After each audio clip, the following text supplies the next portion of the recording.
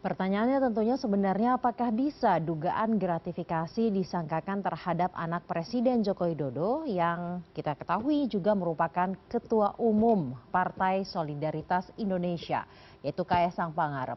Akan saya diskusikan hal ini bersama dengan redaktur pelaksana cnnindonesia.com, Suryanto. Selamat malam, Mas Suri.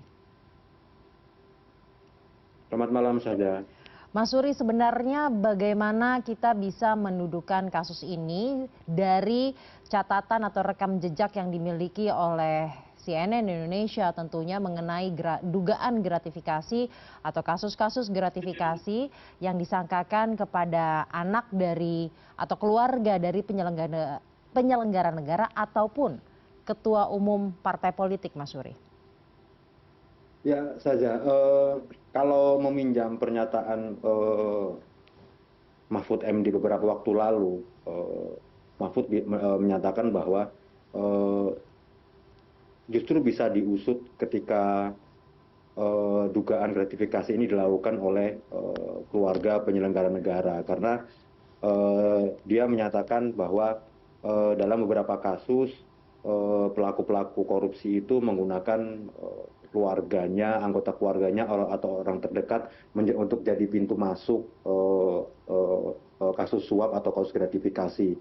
Kalau kita baca beberapa kasus itu ada juga kasus misalnya pelaku korupsi itu menggunakan orang-orang terdekatnya, nggak hanya keluarganya untuk menjadi dalam kasus pencucian uang misalnya. Jadi tidak ada alasan ketika orang tersebut bukan penyelenggara negara lalu dianggap tidak bisa diperiksa dalam kasus gratifikasi. Dalam konteks Kaisang ini kan kita tahu bahwa Kaisang ini punya tiga anggota keluarga yang itu semuanya penyelenggara negara saja, dari mulai Presiden Joko Widodo, lalu wali kota Solo yang baru mundur kemarin yang sudah jadi wakil presiden terpilih si Gibran Rakabuming Raka, lalu ada juga wali kota Medan yang akan mencalonkan diri jadi Gubernur Sumatera Utara, Bobi Nasution. Jadi benar kata Mahfud MD beberapa waktu lalu, tidak ada alasan ketika seorang itu bukan penyelenggara negara, tapi kalau memang dia terkait dengan penyelenggara negara itu mestinya bisa diklarifikasi minimal, walaupun mungkin belum diperiksa, untuk ditanya terkait dengan perilakunya yang diduga gratifikasi itu saja. Jadi ya sangat mencederai perasaan masyarakat lah ketika memang ada kasus yang diduga gratifikasi kemarin, tapi memang sama sekali tidak diklarifikasi oleh KPK sebagai institusi negara. Apalagi kan yang kita tahu sudah ada 2 laporan masuk ke KPK terkait dugaan gratifikasi yang dilakukan oleh Kaisang Pangarep ini saja. Bagaimana dengan statusnya sebagai ketua umum partai politik? Apakah itu juga dapat memperberat sebenarnya dugaan gratifikasi, at least setidaknya agar KPK dapat segera memanggil dan mengklarifikasi?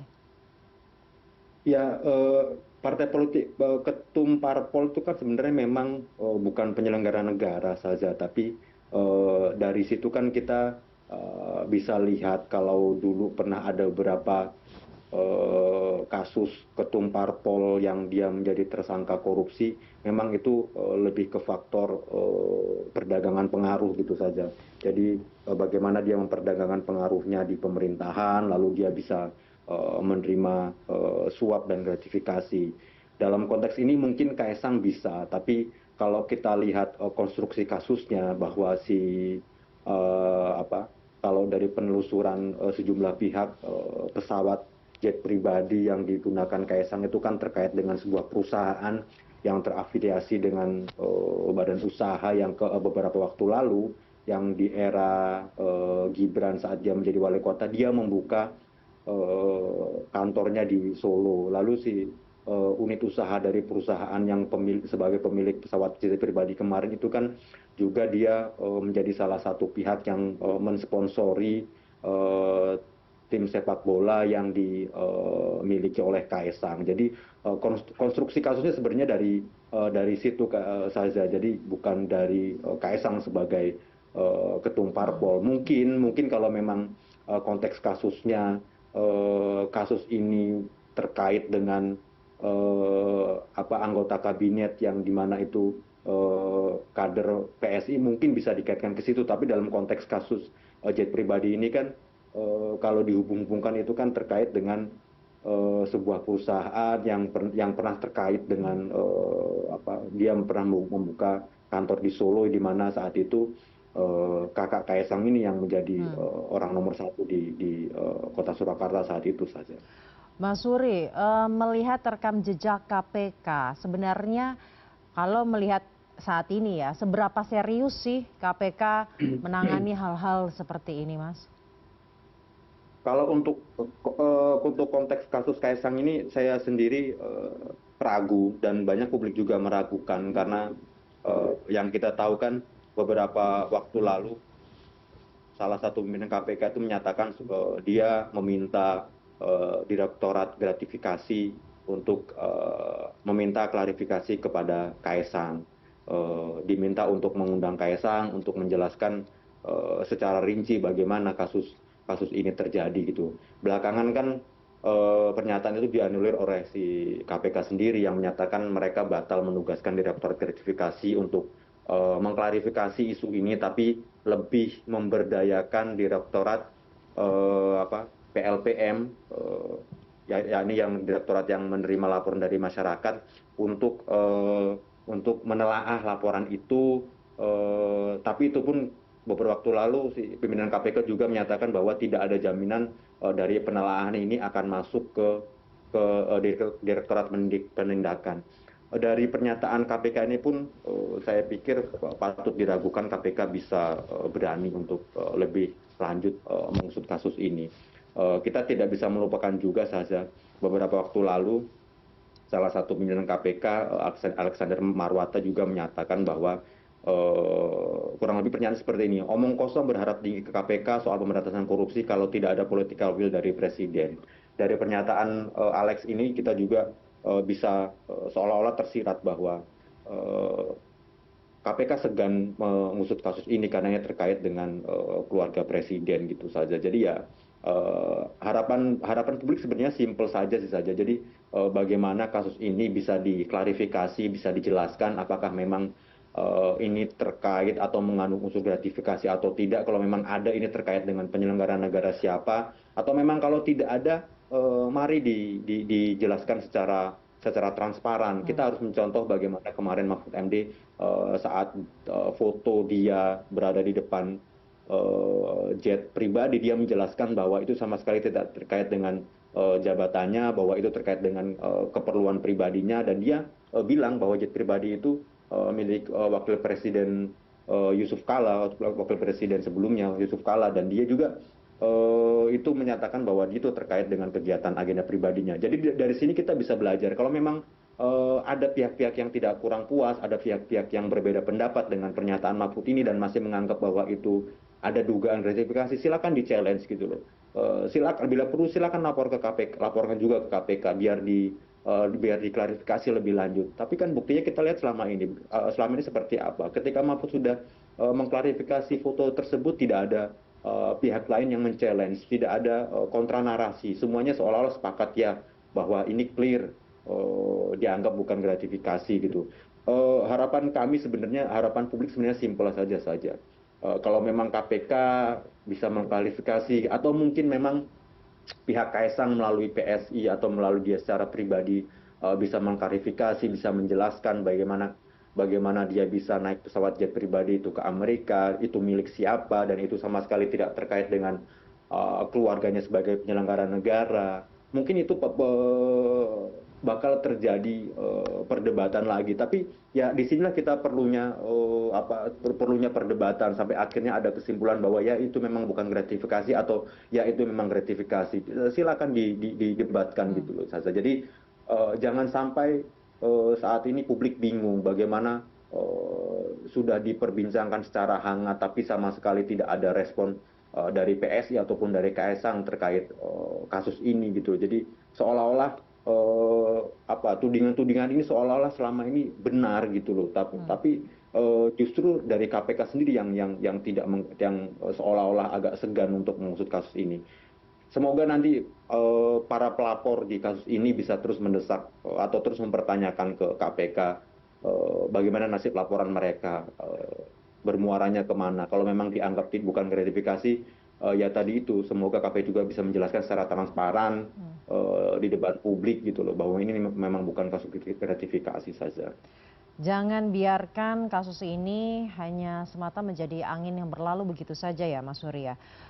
Mas Suri, saya mau bergeser sedikit dari kasusnya karena selama ini setidaknya selama 9 tahun menjabat sebagai presiden, sebelumnya juga menjabat sebagai Gubernur DKI Jakarta, Wali Kota Solo, keluarga Joko Widodo begitu dicintai. Salah satu alasannya adalah gaya hidup mereka yang sederhana, tidak hanya Jokowi dan istrinya Iriana namun semua anak-anaknya. Namun belakangan ini kemudian menguaklah satu persatu gaya hidup yang cukup mewah. Bagaimana memandang hal ini? Apalagi ini sudah detik-detik terakhir Joko Widodo akan lengser sebagai Presiden Republik Indonesia. Ya, ini menjadi salah satu faktor yang membuat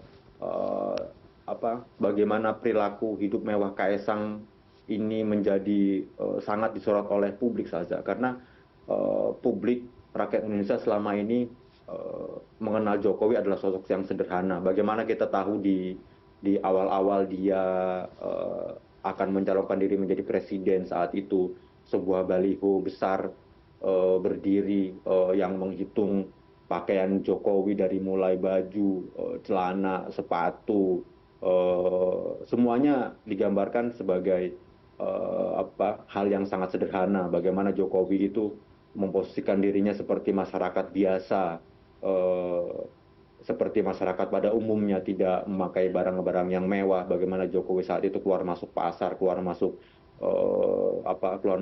saluran air saat itu, tidak ubah seperti masyarakat biasa, menyapa masyarakat lewat program busuk-busukannya. Makanya ketika anak Jokowi naik jet mewah, jet pribadi ke luar negeri, terus makan roti seharga 400.000, berbelanja kereta bayi seharga belasan juta, itu tentu membuat publik terperangah saja, karena yang selama ini yang membuat Jokowi sangat dicintai oleh publik karena faktor kesederhanaannya gitu saja.